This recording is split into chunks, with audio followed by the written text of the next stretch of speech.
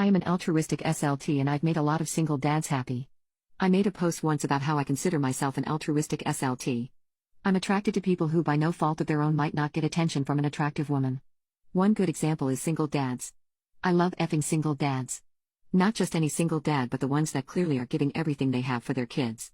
When I was 30 I effed one so many times that he married me. Some years later he wanted to watch me get effed by another man and I agreed. There was a single dad at our kids' school who caught my eye. His two daughters were always so happy to see him when he picked them up, and unlike most of the other dads he wasn't staring at his phone the whole time when they were around. He was attentive and engaged. He also seemed kind and generous. We had talked a bit here and there, and when my husband suggested we bring a third into the bedroom he was the person I thought of.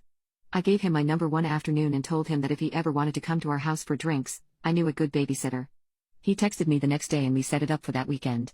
We didn't want to ambush him, so I sent him some mildly flirty texts over the next few days to see if he might be interested. It didn't take long for things to get hot. The man hadn't had his balls drained in years, but I don't think he ever complained about it to anyone.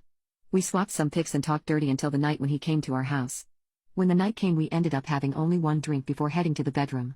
The excitement in the air was palpable. I took turns sucking their CCKS while the other one would rub their hands all over my body.